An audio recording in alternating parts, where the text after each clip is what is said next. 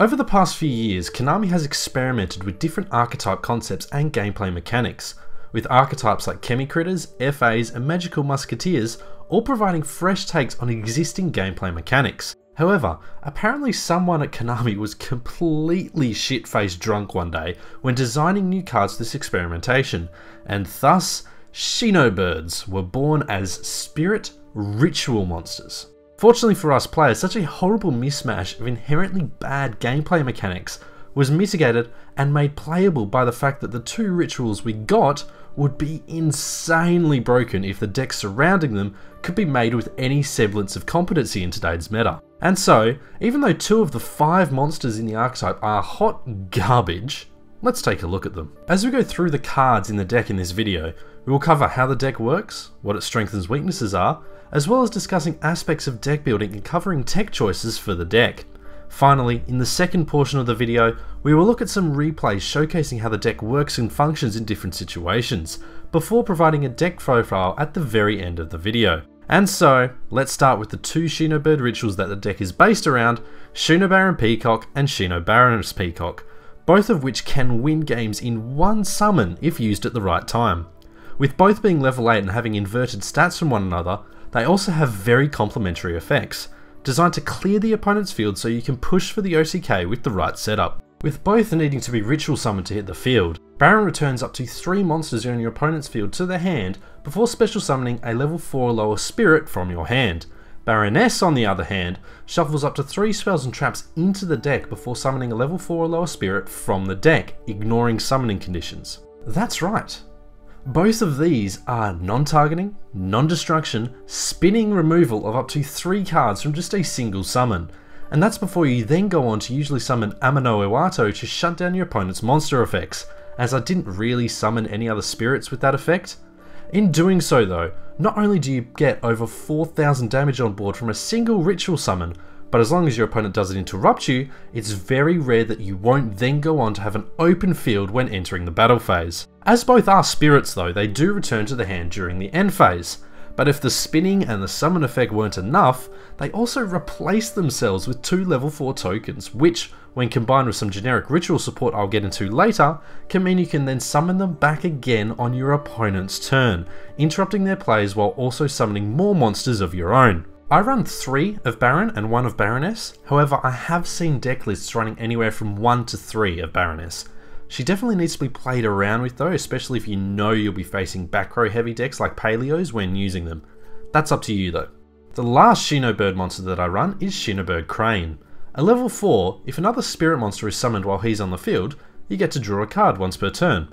He also returns to the hand like any other spirit monster during the end phase of that turn. I like Crane. Since most of the support monsters in the deck are level 4, he's a good one to use for a ritual summon, and having him on the field when ritual summoning can give you 3 draws off a single summon when combined with another card I'll talk about in a second. I run 2, as he provides a good amount of consistency for the deck with the draw power, while also okay stats for a level 4 as well. So yeah, run 2. Moving on to some generic spirit support for the deck, we have 2 of the best spirits in the game, Nikitama and Aratama.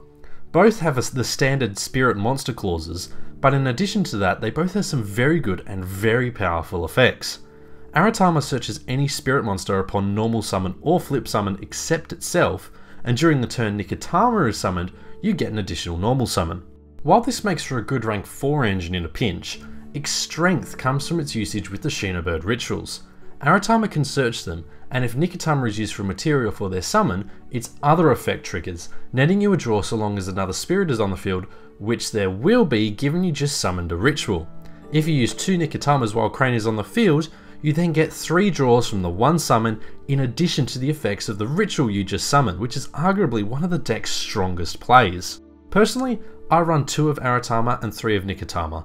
I did experiment with 3 Aratama for a time, but in the end found that 2 was plenty given the search options and draw power available for the deck.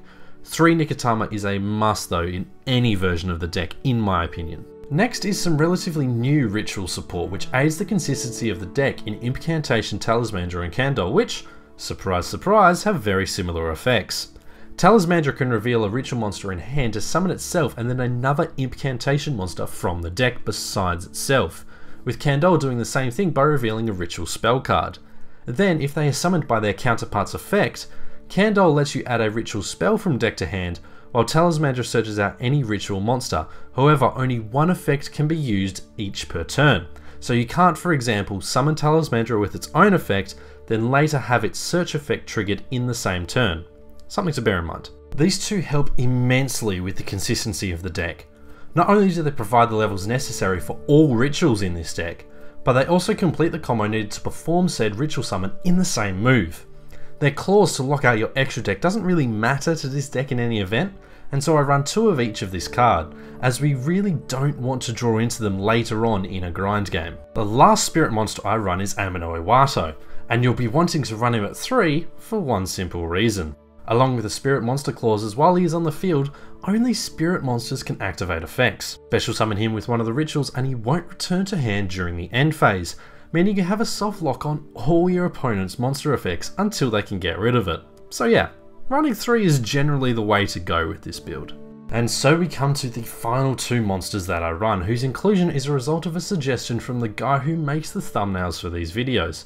And it was a damn good suggestion at that, with the last 2 monsters being Blue Eyes White Dragon, as well as his Chaos Max counterpart. Blue Eyes itself is actually really good for the deck as ritual fodder and discard material, and has rarely ever been a dead draw to me.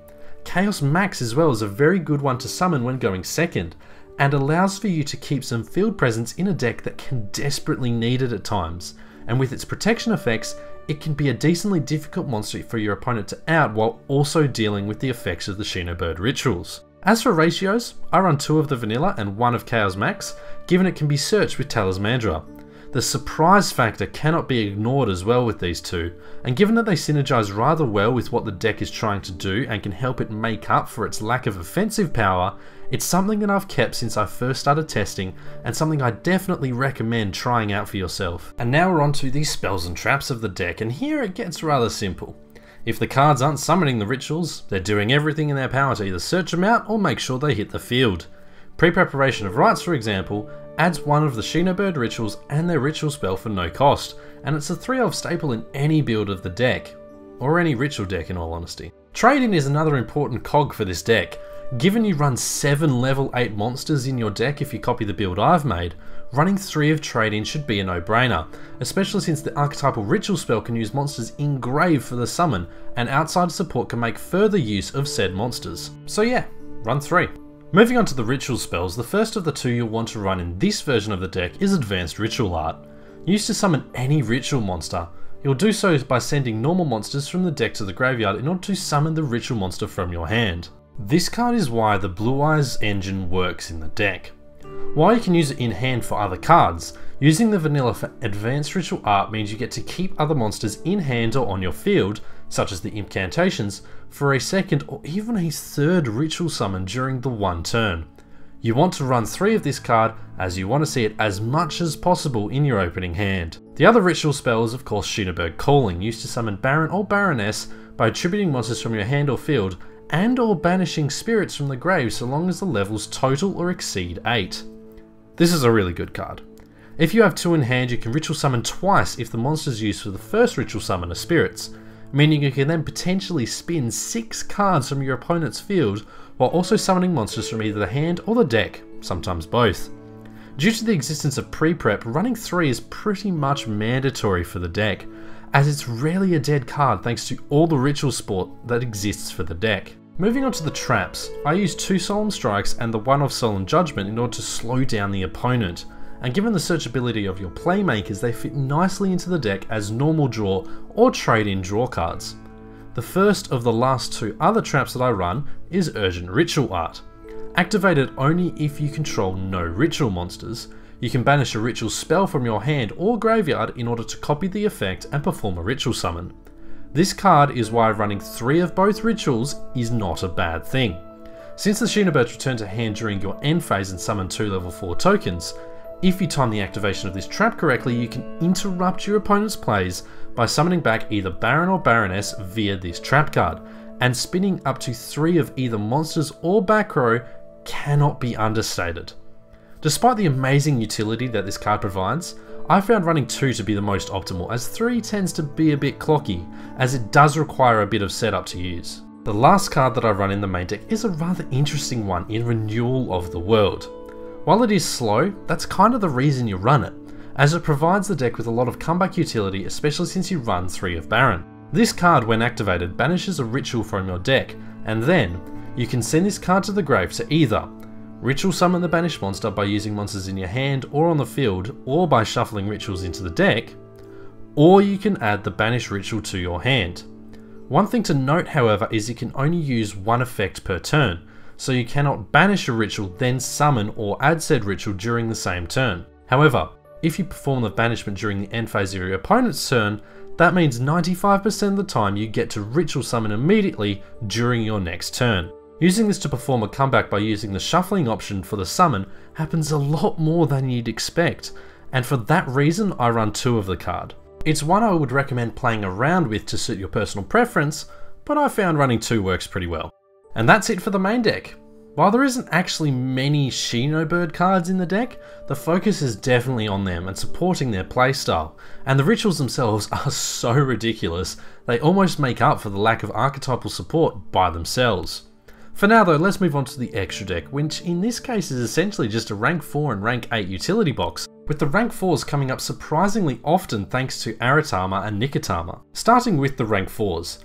The classic Utopia the Lightning Trio is here and ready to run over monsters that the rituals are just unable to deal with.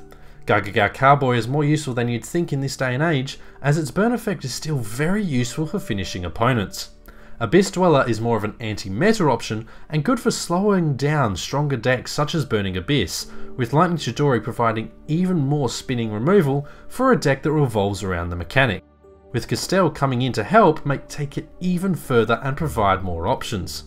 Baguska can also be a decent turn 1 play if you get 2 level 4s out, as it can seriously hinder your opponent's first turn, allowing you to easily push for game turn 3. Malevolent Sin can be used to help clear the board as well if there's still a board left if the rituals have their way, and Khan Gorgon is a good way to protect your rituals despite being highly situational. Finally, if your opponent has a huge beatstick on board without any protection, Dark Rebellion Xyz Dragon gives you an easy out to any of these monsters. As for the rank 8s, Hope Harbinger is good for negations if you've got your opponents on the ropes, and Galaxy Eyes Cypher Dragon is a good way to further wipe the opponent's board while also potentially providing food for the rituals. You can then use Cypher Dragon as material for Full Armor Dragon in order to pop another card while also getting a 4K beta on board. The last extra deck monster I play is Greatfly, as while it rarely comes up, using the token summoned off the rituals if they last till your turn can be a good way to give your rituals a small stat boost, while also opening up extra deck options and even giving some recovery for the rituals themselves. One worth considering. That's the extra deck I run anyway. There is a number of other Xyz monsters that you can run, so let's touch on them now as we move into the tech choices for the deck. There are a number of cards in here that I would highly recommend playing around with, so hopefully this section will give you some ideas or potentially spark some spicy techs. Starting with some main deck tech options, Hino Kagasuchi does require setup, but it can completely shut down your opponent's ability to play with the discard effect, and the Kaiju engine could provide the deck with outs to monsters that are immune to everything. Izanami can be a good way to get rid of bricks while also recycling your rituals, and a Mechnar engine can be good for providing some beaters and high level monsters that can deck thin and streamline the ritual playstyle. The 2 monsters of many hands, Manju and Senju, can provide consistency to the rituals by searching on summon, although normal summoning other monsters may potentially be more useful. Ash Blossom can help to slow down the opponent as it's useful against the vast majority of decks these days, and the other 2 incantations, Pensilver and Bookstone, can provide some decent recovery by returning ritual spells and monsters from the graveyard to your hand. Yaksha can be useful for clearing any face downs your opponent may have before going for your ritual summons, and the last main deck tech that I've found is Amor Factor Pain, the Imagination Drake Overlord. Summonable off advanced ritual art, not only does it force your opponent to skip their next main phase 1, which stops them from attacking if it's their first turn, but negating fusion, synchros and Xyz makes it a very decent anti-meta option in a deck that rarely uses them. Worth considering. As for some spell and trap techs, Shinobird Power Spot can provide stat boosts and consistency but is rather slow even for Shinobirds, An Icarus attack can aid in wiping your opponent's board, but it is rather situational in this deck. Torrential Tribute is also good for interrupting the opponent since it rarely affects you because you're playing rituals. And Lost Wind can also help to slow down your opponent to later push for the OTK. The last main deck tech is also the last of the archetypal cards that I have to talk about, and that is Shinobirds Salvation. While its popping effect is alright despite the fact that you shouldn't have anything left to pop if you use the rituals correctly, the real draw of the card is the second effect, which ends the battle phase by banishing a spirit, which you will have available if you've made any plays at all. It is super slow though, but it's one to try and see what happens. As for a few extra deck options, Giant Hand can be used to negate the effect of a monster on your opponent's side of the field, and Diamond Direwolf can be used to pop another card on your opponent's field if it's not clear already. Lastly, Gargagar Samurai can be good for going for an OTK as it gets 3800 damage on board, and it can also protect your rituals from battle should it come around to that on your opponent's turn. And that's it. As with all the deck dossiers, if you feel as though there's any cards that I've missed, please feel free to leave a comment down below and create a discussion around those cards. It's always good to see what you guys are able to come up with. For now though, let's move on to the last section of the video, the replays, where we see how the deck works and functions in different situations. So as always, take it away, me. Thank you, me. We're going to hop right in with the first replay, guys. We're not going to mess around or anything like that. So this is what we're looking at first of all, is World Chalice. Now, as I said during the video, the two rituals, Baron and Baroness, are the main focus of this deck. They will be what you are working towards. They will be your playmakers, your win conditions, your everything. So you need to get to them as quickly as possible. Here you can see the World Chalice players just going off, basically. Having the time of his life. Doesn't end on the best board in the world, but still one that we have to try and face. Now, as you can see by my hand, it's not the best. The Solemn Strike is good for going second. The Calling in hand is also nice to have. Fortunately, though, we top deck the pre-preparation of rites, which is so useful. We're able to get another Peacock to hand, which basically means we've got our fodder for our one ritual, because we know unless he's got a hand trap, we're basically okay just to drop the Baron and just push, because the Borreload can lower our stats by 500. That's no issue. We can summon Amino Wado, normal summon another one. And traditionally speaking, here I would have had Gargagar Cowboy, however this is one of the first duels I ever had while I was playtesting this deck, so I didn't have it in yet, hence the reason why I now have it in. So you can see here, it's really simple. Solemn Striking the Kaiju makes it really, really easy, and then the Gamma Seal can just negate our way to victory. But you can see what the deck does. We just wiped his entire field, set him back to square one, and then the Amino Awato had to be tributed over because otherwise he would have been able to do nothing. And that's basically how the deck works, is summon your Baron or your Baroness, get out an Amino Awato, and just everything else is just focused on doing those things. So let's move on to the second replay, because this replay shows off, although it's not against the best deck in the world, it shows off Renewal of the World, which is this one right here, which I quite like. Like I said, in this deck, you need it to be slow. Well, you don't need it to be slow. It's good that it is slow. So you can see here again the standard, you know, Baron, Amino Awato shenanigans, really nice and simple here. We kept the resources on board instead of going for a Cowboy here, which is why we didn't burn him. But we keep the Amino Awato, which is really useful. But Renewal of the World. So like I said here, he's got his spell trap set up, so you can banish that. If we didn't have Baron, we'd banish Baron as well, or we could banish Baron. But here we're able to shuffle back one of the rituals that we already used. Tributes that, but it doesn't matter. Everything's going to be sent back. It's really, really, really good. Just pre-prep, yada, yada, yada, into Baron, and off you go. It's that simple. It's that easy. The deck is very streamlined. That was the goal when I was putting together this deck, was to streamline the focus into summoning Baron and Baroness. I feel as though the deck does that, because, you know, although it's the Shinobird deck dossier, we only actually run 3 Shinobird cards. Well, 4 technically. But anyway, let's get into the next replay. We're playing against Dark Magicians, which, as you know, I have done before on this channel.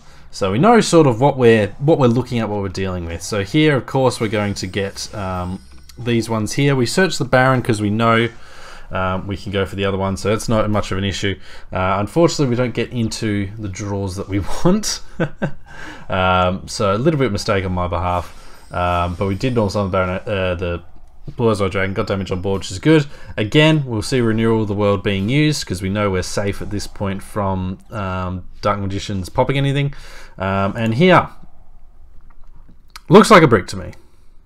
That looks sort of like a brick. You got the RITES, but you're not going to be able to summon anything off of if you were to search Baron. But this is where Renewal of the World comes into play.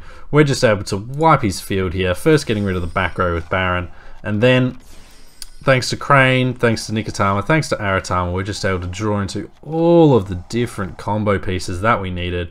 We bait out the Magician Navigation because we know it was coming, and then here we're just able to use Baron and go for game.